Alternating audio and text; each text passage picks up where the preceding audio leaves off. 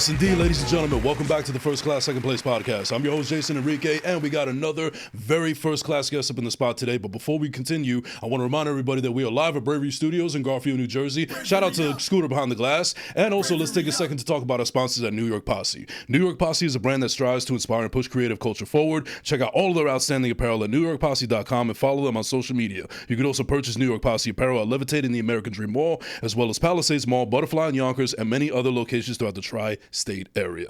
All right, so ladies and gentlemen, I said that we have a first-class guest here, and I'm not kidding here. So this has been a long time in the making. Anybody who knows me knows that I'm a hip-hop historian. I'm a student of the game, and so on and so forth. And we got hip-hop royalty up in here. Ladies and gentlemen, none other than the great Crazy Legs is in the building. What is going on, Crazy Legs? Appreciate it. Thank you for having me.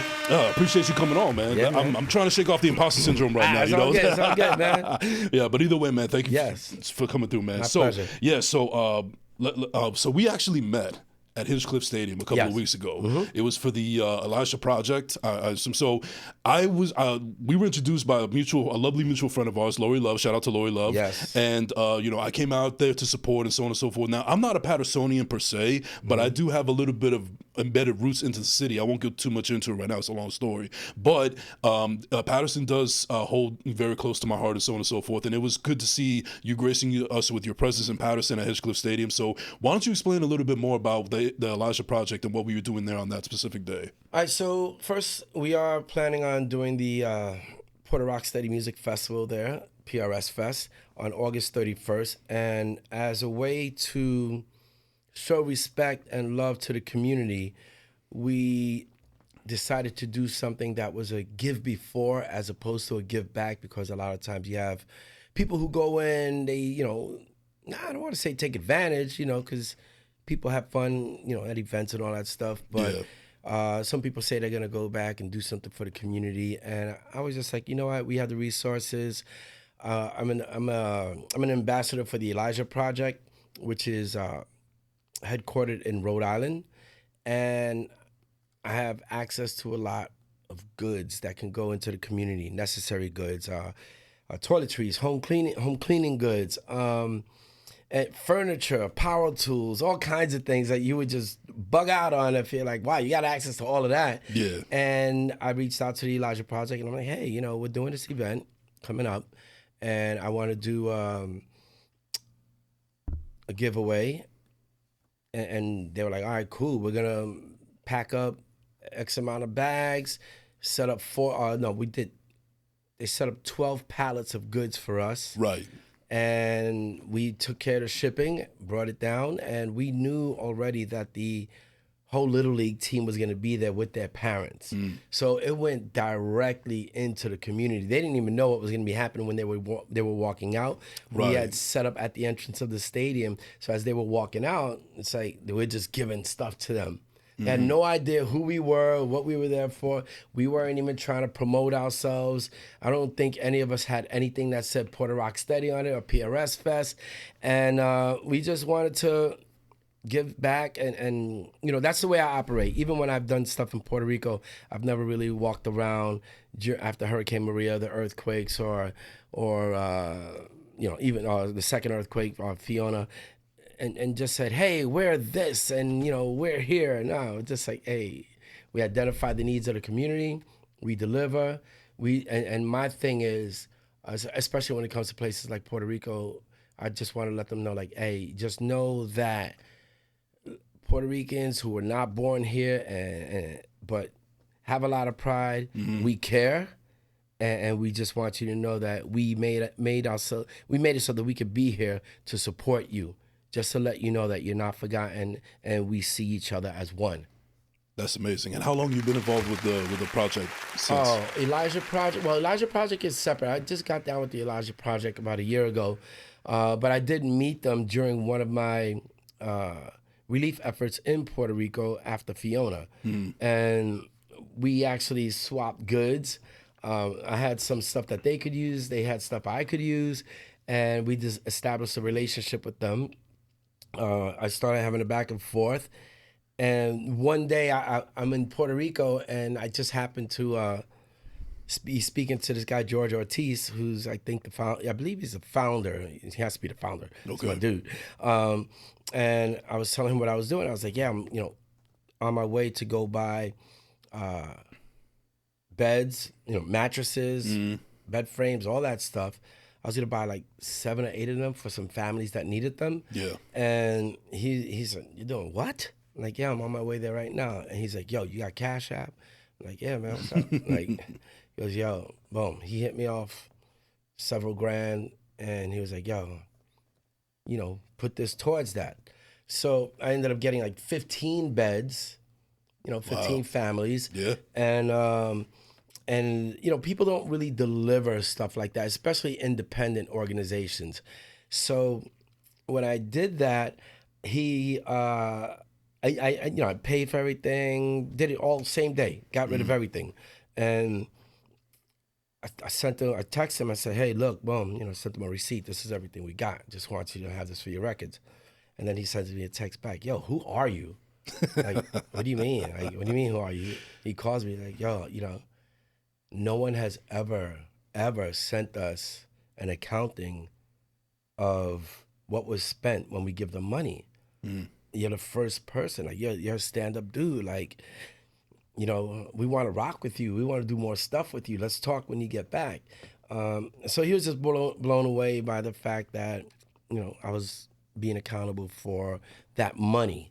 Yeah. Because to me, we've always tried to make sure that all the money that we've raised, and whenever especially when we give out large amounts of money, that we post it publicly, $40,000 Boys and Girls Club, $20,000 for people who have farming programs, and then so we would post that, let people know who the people are that we're dealing with, get the people to accept the check on camera, and it's not to show off, but it's just to make people comfortable with understanding that when you're making a donation, we're using it the right way. We're getting it into the community's hands, and we're eliminating the red tape that people have such a difficult time with. So, and to me, I've always done stuff like that. Yeah, that's the because sense it's that I'm getting necessary. That's the sense that I'm getting for you. Like, you've always been this ever since the beginning of your career. You've always been forward to get into giving back to the community. I wouldn't say that. All right. I mean, of course, I was a kid when I got into hip hop, but Yeah. I would say around 1991, when a couple of my friends had passed away, and I realized that there's a lot of hip hop pioneers and legends who had contributed to the culture, Right. but because of the timing of their careers, hip hop press didn't exist. So we didn't have no Source magazines or XL or anything like that. Right. Yeah. So I started throwing free events in the community. I started doing volunteer work. I volunteered for 3 years in a row for three times a week at a place called the Point Community Development Corporation, and worked with kids, free classes. And it was just a situation where I felt like if I could impact these young brothers and sisters in one of the worst communities in the country, and show them how hip hop and any element of hip hop can be used as a tool, that's just one more thing that they have working for themselves. Right. So when you do that, and I was throwing events there, and I would give half the money to the organization, just half the money, and then I would take the kids to basketball games, the circus, and sometimes we get hooked up. We got the ESPN suite, and I got all these little hood dudes, little kids, ages like 8 to 15, and let's face it, they're from the South Bronx. They were wild, and so but I could relate to that because I come from the same kind of environment. Exactly. And so I did things like that, and then there was this one thing that I did where I took over a place. Well, not took over, but I used this venue called Wetlands that used to be over by Canal Street. Okay. And they promoted eco-friendly kinds of things, supporting nature, things like that, and they had a lot of give back going on. So we took over the club, and I put all the kids in all the key positions: box office, merch, hosting, just running a battle. And gave them a sense of like, okay, well, this is what it is to run business, and these are the things that you have to do. And so I would do things that put them in positions of making decisions and giving them power to make those decisions, and gave them a better sense of how the world works and how they could come up as well. And the thing is, at the time, it was all fun and games. We had a great time. But when they hit you up decades later, and you, like, there was this one point, maybe like 5 years ago, 3 of them hit me up within a year. And we're talking about 20 years after, 25 years after. Right. They're full grown men. And one called me from Australia. He was like, yo, I just want to say thank you because you saved my life. Like all these things you did, you know, based on like when he was assessing what happened to the people in the community that weren't part of what we were doing. He saw a lot of them die, you know, get hemmed up, you know, do a lot of time. And so I had like 3 calls like that within a year. And each time I just cried because it's like, yo, I got into this for that reason, but I never really thought about would I ever see the results of it? You know, or would they ever understand what I was doing and why I was doing it and how it would impact them down the road. Yeah. So it was pretty dope, you know, to get those calls decades later, and these kids telling me like, yo, right, because you're a father yourself, but you're actually being a father figure to these kids as well. In some shape or form. I try to play mentor. Yeah, like I wouldn't say that you like took over like the role of being a father or whatever. It was just that you created a platform or something that allowed them to actually find out their own potential. You just showed them the door. It was just for them to open it, you know? Yeah, learn a skill, learn about music, a healthy, be competitive in a healthy manner. And you know, breaking can get intense sometimes too. Yeah. You know, but just it was like real empowerment, and a lot of them did come from socially challenging situations, economic, you know, just the economics was pure poverty, dysfunctional homes, domestic violence. So we did a lot for them, even to the point of when I would do food drives. Yeah. We would give bags of food to the kids who lived in the community who came to the after school tutoring program. So, you know, we would also try to do things that would help their families. And even when it was time for them to report card time, I would tell them, yo, you ain't coming to my class unless I see a report card.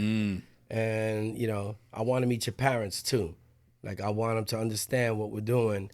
And I went to several of their homes and just to introduce myself. Hey, this is who I am, you know, it's what we're doing. And it was all good. It was all good. Yeah, well, I admire that because, you know, like everybody, and especially in the hip hop circles, know you as this pioneer. You've been in this since the beginning. You're considered a legend by many, and so on and so forth. But it's good to see that none of that has allowed it to affect you and get into your head, and you're still very much indoctrinated in the culture and making sure that it thrives, and also with everybody that's surrounded in those environments as well. Yeah, I just try to do my part. You know, I think you know, a lot of people see me as a b-boy first, but you know, when I got into what I'm into, I got into hip hop culture. Right. You know, and there's a difference. And there's a difference, you know, because people say that there's rap and then there's hip hop. Hip hop is the culture. Rap is the music. It's an element of hip hop. Right. Hip hop is breaking is an element. Graffiti is an element. But the thing is, I was down with all of that before it was called hip hop. Right. So there was no such thing as hip hop culture. You know, if you figure, I started dancing in '77. The label itself, although the word existed, the word becoming a label didn't happen until November of '82. So there was a lot happening before the idea of a culture or an element or any kind of principles came about. Right. At that time, you were just a kid in the Bronx or in New York in general. Yeah, we were wild, man. Just doing your shit, you know? Yeah, but we were wild too. You know, I know. I mean, there'll be times where you'll be breaking, and then afterwards you get hungry, you go play stick-up kid. I get it. Yeah. And sometimes you did it for nothing. I mean, that's just what you grew up with. That's what you were surrounded by. I always try to tell people, look, although we did some wild things, I wasn't the wildest one in the streets or anything like that. but there were times that we did what we had to You do did what you because had of to the do, nature yeah. of the environment that we were in. So No, I yeah. understand that. You know, it wasn't something that you were trying to do to be cool, whatever. You did what you had to do to Yeah, survive. yeah. No, I That's never. all it was. I never thought was never that to be doing glorified. something like that was cool. Ever. Yeah, and that I think that's the problem where like nowadays it seems to be glorified or so on and so forth. But that's not. That's Yeah. neither here I nor there mean, though. drill music is all about being wild music, being wild and celebrating it, and But and the thing is, I came up in an era when that was frowned upon to be snitching on yourselves and promoting the idea of hurting people. Right. Yeah. And it's funny that you bring that up because I do my research for the show, and I saw that you had a quote here that said, back in the day, people had to battle to protect the rep. These days, people avoid battles to protect the rep. Yeah. Now, not just in the hip hop world, but I feel like that's a quote that could be applied to everybody in general in everyday life, So do you feel in any way in society in general, in this day and age, have become so insecure with themselves, and that we purposely and proudly avoid confrontation because we like to hear, we don't want to hear the truth about us from others, because the truth is sometimes hard to face. Yeah, but the thing is that what you do can be turned into something that's not true, and in the age of social media, if you're looking at somebody having a battle with somebody and they're in an area that's not their world. Let's say you got two people head to head doing a battle. I used to do that all the time. Right. I used to go to people's neighborhoods and not knowing what they look like, find them, and then be like, yo, are you this person? Or word, you break? Or you want to battle? And I'd battle them in front of their neighborhood, and I only have like one of my boys with me. So had that been social media at that time, they could have all said, yo, Legs got smoked today. Yeah. But the good thing about back then is that when you did battle somebody, it was very rare when someone couldn't admit that they lost. And losing back then only meant going back to the drawing board, and I'll see you next time. We'll do this again. We'll run it back. And that was the thing. It wasn't about, you lost your rep or anything like that. Nah, you lost a battle. You did a good job. You dapped each other up and you kept it moving. But let's do it again. There was a sense of respect there. There was. And the thing is that because you're looking at a lot of people coming from wild backgrounds and some people more dangerous than others, those battles, you don't know who's on the other side of you. You don't know if they got a shank on them. You don't know if they're strapped. And they don't know what I have. So, and they don't know what my backup is, or maybe they do know. So you didn't cross any lines. You just really kept it to battle. And that's why back then there was no such thing as, putting your hands on somebody in some sort of dance competition as some sort of joke or trying to like humiliate them physically. Because something could go down. So it was very different back then. Yeah. And now you got rappers who only battle on wax and never see each other on stage. It's like, yo, what the hell is that? Like, or you have apologists like J. Cole does a diss song to Kendrick, and then afterwards a day later he says, you know what, I apologize, take it off, forget about it. And you know what, I think, and I've listened to some of J. Cole's interviews since then, and I could only imagine that a troll is going to see that as one thing, but a grown-up who is not stuck in the past or living, a person who hasn't evolved yet from an old mentality that should have been, done like in their early 20s. Right. They may see it differently. But J. Cole is a pretty level-headed dude. He's an intelligent dude. I don't know if he foresaw, like, you know what, this could be causing a lot more arguments amongst people than there should be.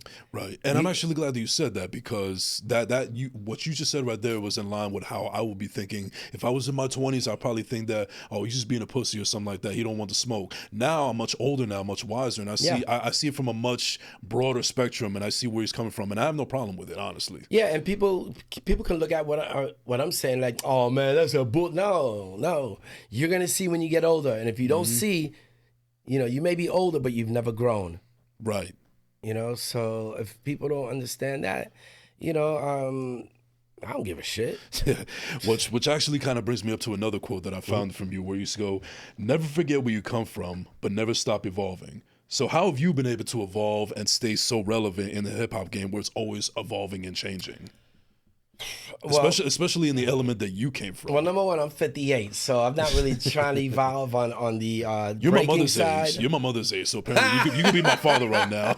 Yeah, so I think business-wise, you have to evolve. You definitely have to evolve because there's no pension, there's no 401k at the end of your hip hop career. Right. And a lot of people's careers only last a couple of years. And then after that, they're still trying to, catch lightning in a bottle. Like they still got something, but they haven't evolved artistically. Right. And they still think they're the best, or they forgot how to hustle. I was telling my man recently, like, I was like, yo, man, you're too serious right now. And, like, there's just a couple of people, some of my friends are very academic about their approach to talking about hip hop, and whether it's graffiti, rap, DJ, and MCing. And I'm like, yo, my dude, like, where's that person that everyone fell in love with? Where's that fun person? Where's that person that you are when you're not doing, when you're not sitting there trying to overanalyze shit? Like, dude, that's not even the person they fell in love with. You could still do that and show some cadence in that, but don't just be an academic nerd who lost his flavor. We come from an environment where, we're born with flavor, and people are suppressing that with it's almost like, to me, I call it academic stupidity, because I love that oxymoron. You're stupid for kind of like, trying to speak on such a high level that you're now boring, and you're so talented. Like, yo, loosen up, man. Like, I always say, like, train like, be hungry like a rookie and perform like a veteran. Yeah. And so your creative process is just like, yo, allow yourself to continue to make those mistakes that got you, the recognition in the first place, because those mistakes are gems. A lot of those gems. But when you're trying to be too careful and calculating about your shit, it's like, all right, whatever. Life is too fucking short to have that mentality anyway. That's the way to me, life is too short to have that kind of fucking mentality anyway. Well, I think a lot of people also feel like, yo, I gotta mature. Maturity doesn't mean, alienating yourself from the people who are waiting to see some amazing art come out of you, because you have already done that. We know what you're capable of. Yeah. But you're being a tight ass now. Like, chill, man. Have a good time. Facts. You only live once. Yeah. Now, but I want to stick to hip hop for just one more second right here. So I see something that you said that you posted on social media a while back. People really need to stop saying that hip hop has a problem because all of the murders are rappers. When it's only rap industry, none of the other elements of hip hop have this issue. Do you care to elaborate on that real quick? All right, so when you look at the people who are in the rap industry and are really promoting the foul shit, either they're perpetrating a fraud, or they really come from that, and they're not really about hip hop. They just found a tool that they can make money with. Yeah. But the problem with that is that there isn't a lot of money in the rap game as you get older, and a lot of people start fronting. They're trying to portray a lifestyle that they don't really live, and they have other people thinking that. And sometimes those people who come from that wild background, they revert. They realize, oh shit, I gotta come up on something. So they start moving drugs on the low, and people think that that's their rap careers. It's like, nah, dude is still in these streets, and he got an operation happening. And we've seen throughout the years, whether it's guns, coke, whatever kind of drug, a lot of them get caught, and then you're like, oh shit, but that's this dude who has such an amazing career, but why would he have to sell those things? The career's there's got to be something wrong, or it's greed. Yeah. I mean, I don't have the answers. I mean, like I'm not. I mean, I know people like that, so I know the answers. It's a fact, man. I know plenty of people who had operations while they had rap careers. Bro, I lived a double lifestyle, you know? I know what that's like to go on tour and, you know, we didn't make that much money or the money's dry and now it's like, all right, let's go catch a Vic now. You know? So, yeah, but the thing is that we weren't obligated. We did it out of hunger. We didn't do it to portray an image. Right. Now, in the quote unquote golden era of hip hop. Well, that's all relative. You're in the express lane right now. I'm kind of getting to that. In the golden era of hip hop, which I guess people would consider like the late 70s to the late 80s or the late 70s to the late 80s or whatever. I'm a 90s kid, so on and so forth. Now, during that time, like that's when all elements were up there. I mean, not just rap, but there was also the DJing, there was the breaking, there's the graffiti, so on and so forth. And as time went on, it seemed like the only elements that really got to really thrive was the rhyming element and the DJ element. Everything else was kind of going, kind of like becoming a distant memory. So you being known as a b-boy and the element is not basically being as popular, for lack of a better term, as everything else. How did that affect you later on in your career? Well, the things that are easy to reproduce or mass produce are always going to make more money. So in the early 90s, and first of all, it was at a certain point, the reason why people didn't see all these things popping off is because people got older and they just focused on what they liked. I see. You know, so it depends on which way you're looking. You know, if you want to see hip hop, if you're only looking at the rap industry, you're going to think, oh, all that other shit is dead.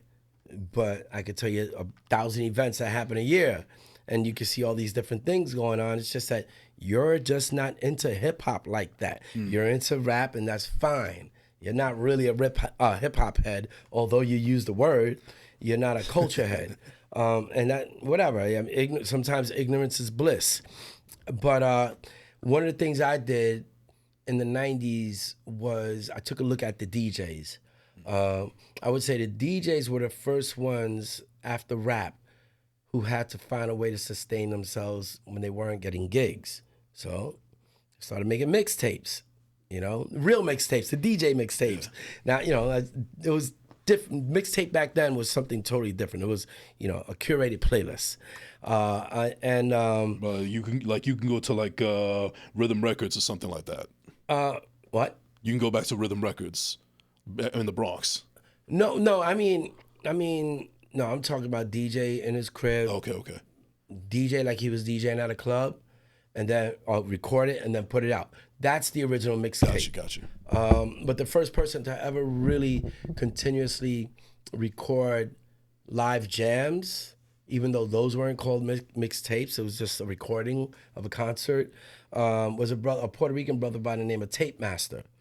And he was the first one to really get out those rap records, the rap performances, because there weren't really any records yet. And so anyway, 91, 92, shit, maybe even 93, I started looking at what DJs were doing, and I'm like, damn, if DJs can maintain their relevance by putting out these mixtapes, and they're getting booked because of these mixtapes, that's a form of promotion. You're marketing yourself. So I say, okay, well, you know what? I know back in the days we used to make pause tapes. That's a whole other history. Right. So I felt like, all right, well, you know what? I'm going to take some of our performances and put them out there. The same on video, the same way a DJ would put out a mixtape. So I had taken like 5 Gs that I had, and I was like, all right, I'm going to take this chance. Spent 5 Gs. Shortly after that, I turned that 5 Gs into 60 Gs. Nice. And it was the point of like, you try to make some money, getting your hustle on, but also looking at it as, okay, well, if I do this, the person who lives in some remote area who's wondering if they should get into breaking or continue breaking, they could now purchase a video, see, yo, Rocksteady's still doing shit? Oh, word? Oh, I'm gonna practice because I want to battle Rocksteady, or I want to join Rocksteady, or I want to go to Rocksteady anniversary in New York. So people started imitating what I was doing, and that revived, I believe that because no one else is doing it, it revived the scene globally because Nice. those tapes started making it overseas. We were shipping all over the place, and it's not even we. It was me by myself. I was putting the labels. Let me not say that because I had a little bootlegging operation. I had there was a big company in Manhattan. I don't want to say the name. No, you don't have to. You don't have to put yourself And out there like that. my man worked for them in a duplicating center, Okay. and he was my dude. And I was like, gave him $500. Like, yo, man, I need to get all these tapes made. Yeah. And he ended up giving me tapes from the company, making the VHS tapes, and I go pick them up, and I just broke them off. It was easy. That's I awesome. invested $5,500 and got 60 G's off of that. Wow. And you want to talk about evolution? There you go. Yeah, so that's Yeah. So sometimes, the thing is that anyone who's mad at someone else because of their current financial situation or lack of relevance when they once were doing better, for them to expect you to help them or for them to be mad at you because they're not doing well, and say, yo, what's up? Put me on. Like, yo, my dude, like trying to do my shit right now. Yeah. I might be struggling right now, so I need to get my hustle on too. So get your hustle on. I'm not responsible for you. I'm not your agent, your manager, your publicist. And a lot of times you'll realize that, look at most people who hate or troll, either they're assholes or well, let's do it like this. When they're in the industry, whether they're dancers, artists, whatever, they're usually broke when they're hating. Because when everything is fine, yo, what's up, man? Yo, let's get up, man. Yeah. Let's go do this. But when they're broke, it's like, they just become assholes. Right. And I was actually mentioning this on my last episode with Action Figure 973. Shout out to 973. I feel like now the podcast game and the rap game ain't really all that different because you have those same people that have those same agendas and egos and hate and all that kind of stuff. And listen, I used to rap back in the day. I didn't go anywhere, and I didn't do anything about it anyway. And then afterwards, I fell into this, and it's just amazing how the same type of people could be in both different industries. And I'm just trying to navigate the waters. Man, rap podcasts have changed the game. Yeah, like listen, I'm pretty sure that you've met some fellow podcasters that we may know mutually because it's a small community or whatever, and they've tried to like throw dirt on my name or anything like that. But you know what? It's just par for the course. It goes, it goes with the territory. Put it this way: there was this one dude who didn't have much fame. He had like maybe some local fame. He was a b-boy. And this is after Hurricane Maria. This dude started spreading around, Legs went and raised all this money for Hurricane Maria and went and bought himself a house. I had my house for like 7 years before Hurricane Maria. I had bought the house 7 years before that. And so, but people started to believe it. I didn't address it. I've only addressed it this year since all that time. Right. And it just happens to come up as, because of the context of the conversation. But people will say you did shit you never did. And again, it goes, you can't address everything because it's just too much. But it does go with the territory. And that goes to the point of social media. Yep. Mm-hmm. People are reckless behind, when people are reckless until you step to them. Me and Lord Jamar had an issue. I remember. I heard about this. Yeah. But I was. He was talking while on the phone to you and everything. Yeah, and the thing is that I stepped to him personally when I saw him. Yeah. And that was a different kind of conversation. And see, I'm the type of person that if I have friction with anybody in my life, whether family, friends, colleagues, whatever, I know that there's people out there that let me make this straight. Yeah. We cool now. No, But I got that a part, conversation had to happen. Yeah. And that's leading into what I'm getting into, because there's people out there that don't like confrontation per se, and they'll let it linger on and so on and so forth until they feel comfortable, until they actually want to address it or time has gone by. I'm actually the type of person that I'd rather nip that shit in the bud right now. No arguments, no fights or anything like that. Just let it all out, be mature about it, and find some common ground, because letting all of that baggage and just linger on is a waste to envy on me. I can't afford my energy to be wasted on that kind of stuff. Yeah, I'm actually like, I was just having a conversation today where I realized I'm posting less because like all the toxicity out there, and the embellishment, and just a lot of fake shit going on.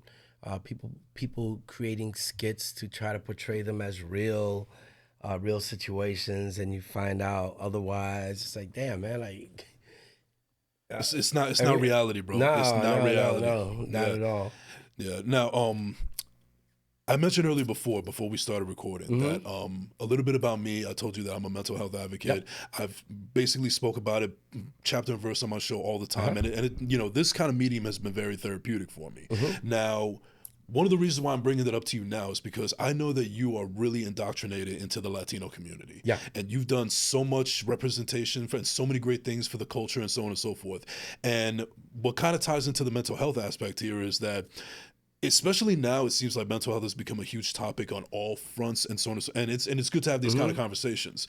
But I also come from an era, and maybe even you as well, because you're a little bit older than me, where especially us Latinos, we were taught at a very early age, not, especially as men, not to, talk about our feelings, and, we have to show strength, we got to be macho, so on and so forth. Now we're trying to actually speak out more and not hold on to that kind of toxicity. So I guess from you personally, like, how do you love seeing this kind of vulnerability that we're showing amongst everybody else now, knowing that we actually have a voice now, we could speak and not have to hold in all of that angst that is affecting us mentally going forward? Because that's a stigma that we've had to break for a very long time. Yeah, I think, well, for me, the phase was, you're the one who knows who you are. It's whether or not you want to confront that or not. Because confronting it means challenging yourself in a way that you have to be really honest with yourself and recognize what you see in the mirror, or the parts of you in the mirror that you know are there. And that's not even the hardest part. The hardest part is the longest part. The longest part is the work after. Look at that. A lot of people think that, people say, yo, take a look at the mirror. No, take a look at the mirror and then try to do the work. Because, the real prize is after, but then you're still going to realize after all of that, you're still human. Yeah. We're all fallible. If you punch me, I bleed, Yeah, so I think a lot of people have to understand, and this is just my opinion on this part, being vulnerable is one thing, but there's our biological makeup that, as a man, a woman is relying on. And you have to be careful not to be vulnerable to the point where your woman's looking at you like, oh, what the fuck happened here? Yeah. Like, I get what you're saying. Broke down.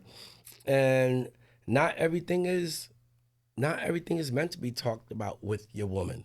Sometimes you gotta talk to your dudes, because a woman doesn't understand what a dude goes through. Another dude is gonna understand that. They could be there for you, consoling and all that stuff. And that's dope. You need that, because you want that in your life. You want to be built up. You want to be celebrated. You want to be held down. Yeah, and when you need to rest your head, that's when you want to rest your head on. But there were certain, I've chosen to take certain things. I would say take on certain things that it's like, yo, that's my responsibility to deal with. As a man, I got to deal with this shit right now. Yeah. And maybe I'll tell her later on, what I did or what I was going through, and how I dealt with it, and because how are you going to be seen as a protector when you're falling apart in front of the one you're protecting? I hear that. And I think I think it's a tough one to navigate. Well, I mean, the point that I get at when it comes to this topic is like, it's all right to be it's all right to be vulnerable, and it's always it's a good thing to like be honest with yourself and don't hold everything in, but don't use whatever is going on with you or whatever you think is wrong with you as as a reason for your behavior, because I think that's what kind of gets lost nowadays, where people they'll use that kind of they'll use that to justify the reason why they act the way they act. All right, here's the thing on that. I think for me, it's look, you said it yourself. If it's frowned upon to show vulnerability, that's going to be very difficult to even understand why you're moving the way you move until you start to understand yourself. Right. That's why a lot of us say, y'all come from the streets, fuck that, yo, whatever, man, and you don't even know why you're saying that. I could, there are people who come from, like I said, domestic violence.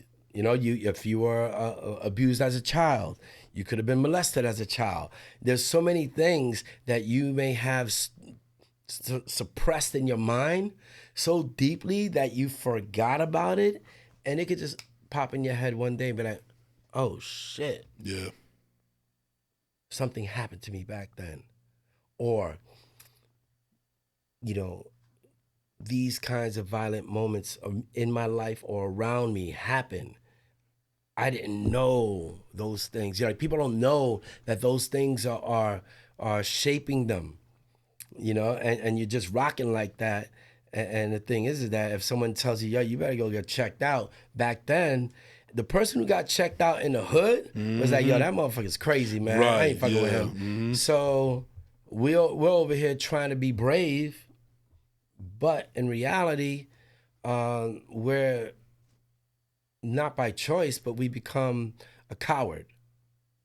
Because at least the perception if you no, you could. I called myself a coward for not addressing certain things in my life. I see. Until, I realized, like, okay, it's either you address things in your life and you try to figure it out and you start talking, or you stay stuck hating yourself.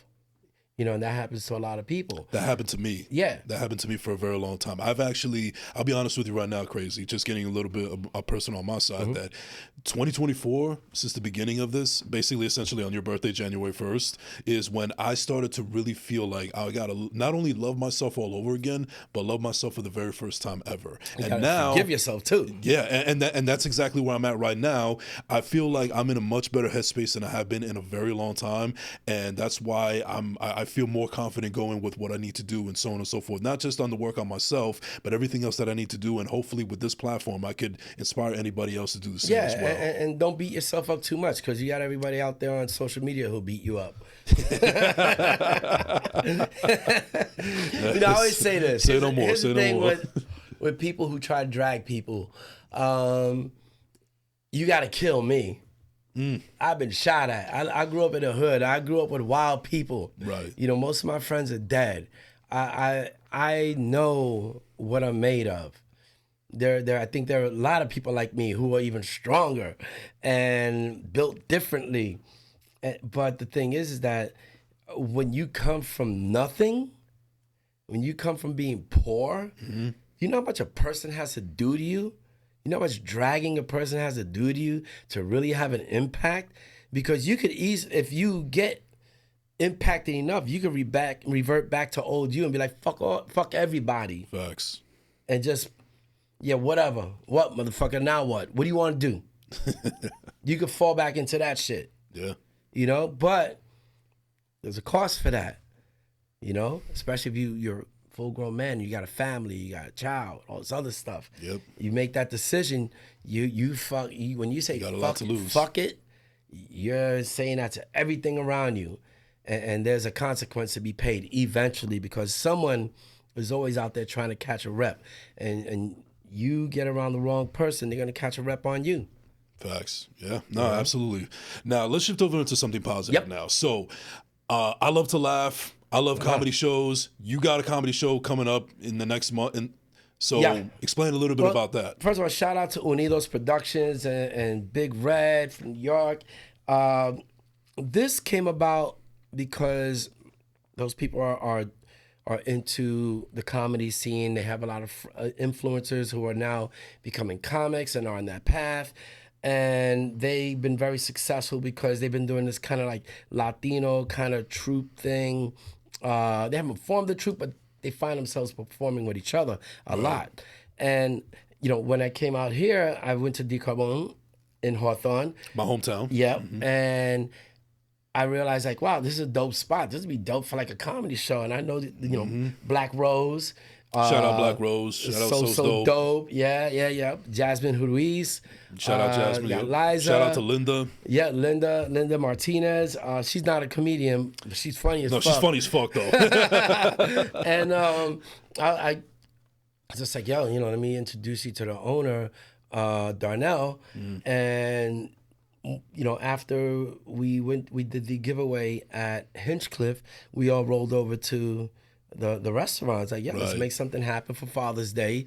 We know fathers aren't really celebrated to the point where, hey, let's spoil dad. I'm not saying it doesn't happen, but in general, you know, let me not. Well, you know, fellas know. Yeah. Know. We know that. And I just think it's like, yo, it's a good opportunity for wives, girlfriends, the whole family, basically. Yeah, children. Yo, take your dad out. You know, spoil him the way we spoil moms on Mother's Day. Yeah. Do it on Father's Day. So we're doing that on what did we do? God, June 16th, Father's Day. Father's Day. And I believe it starts at 4:00. We have the amazing Ida Rodriguez, who had a Netflix special. Yeah, shout out to Ida Rodriguez. And she's hosting and doing a set as well. And we just hope that everyone comes out and maybe this could be the beginning of changing the narrative of how much is done for fathers on Father's Day and kind of level that up a little. Right.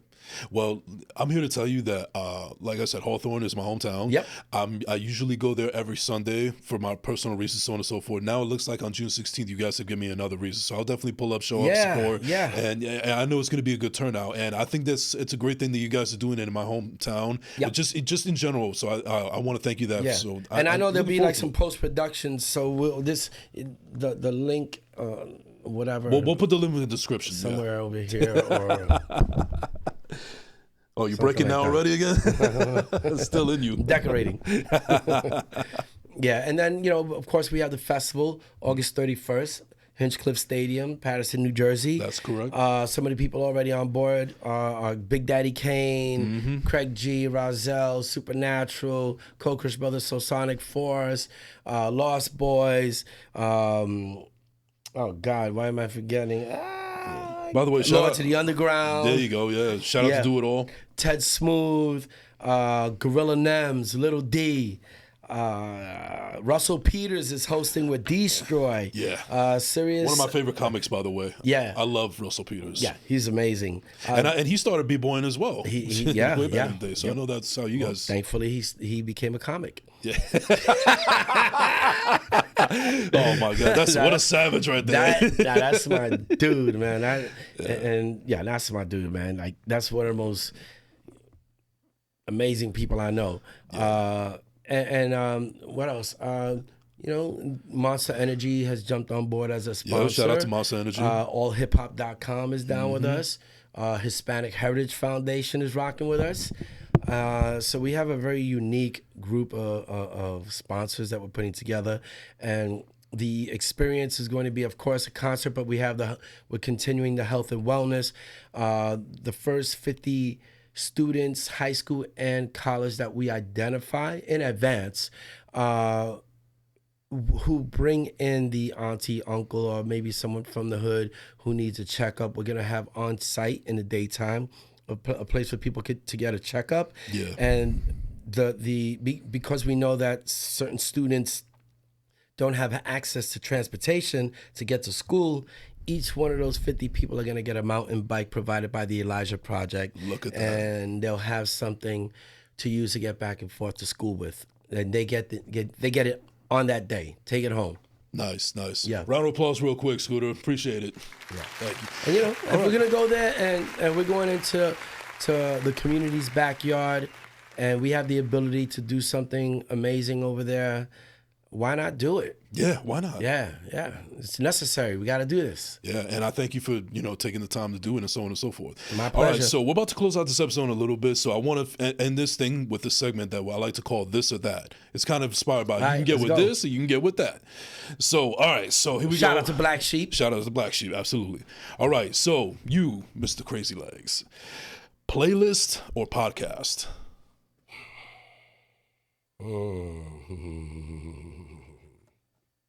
Damn, that's a tough one. This is the easiest one. It's going to get harder as I'm we going to say get. playlist. Playlist, okay. Taylor ham or pork roll?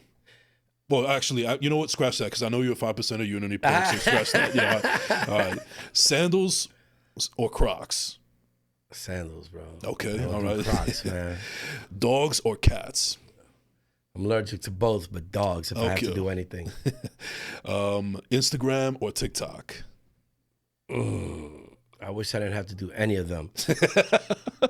I would say Instagram. All right. But damn, that probably made me old. If I say TikTok, will it make me seem younger? Who gives a shit at this point? Yeah, right? Batman or Superman? Oh, Superman all day. All right. Introvert or extrovert? Ooh, man. I'm both. Depends, because for me, when you don't really know me, I'm an introvert. Okay. As you get to know me, I'm fucking goofy. All right. Half glass empty or half glass full? Half glass full. Being embarrassed or being afraid?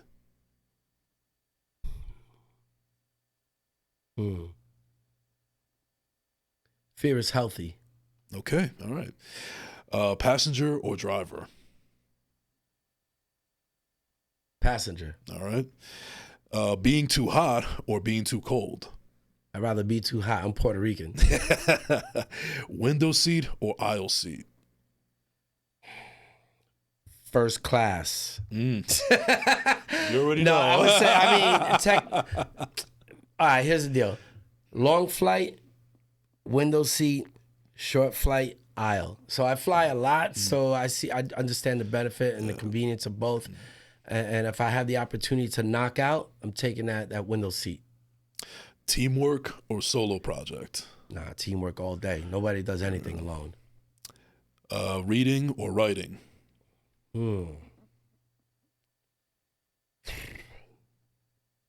I would say reading. Okay. Ice water or room temperature? Room temperature. Nike or Adidas? Nike. All right. And finally, Meanwhile, I got Adidas on right now. But and finally, Beat Street or Wild Style?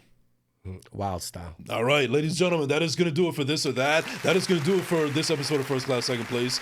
And I just want to say real quick, Crazy Legs. So I haven't played a video game since 2005. And the last video game that I played was Def Jam Fight for New York, which I know that you were a part of. And back then, I felt that was the only battle that I was ever going to get into with Crazy Legs, never let alone even think of meeting you. Okay. So I feel like I got to give myself a little bit of flowers and props because I've actually been able to create a platform that I've been able to get my voice out there Dope. and doing and so forth. And I must be doing something right because I was able to land a hip hop legend right here on my show. And I really appreciate you taking the time for coming on the show. Homegrown Thank Lawyer, you we're so much. celebrating you, man. Thank you. And definitely shout out to Lori Love because, she's, I think anyone who sees her might be like, see it as unsuspecting, but she's as hip hop as they come. Oh, for sure. And she's an intelligent woman. She's talented.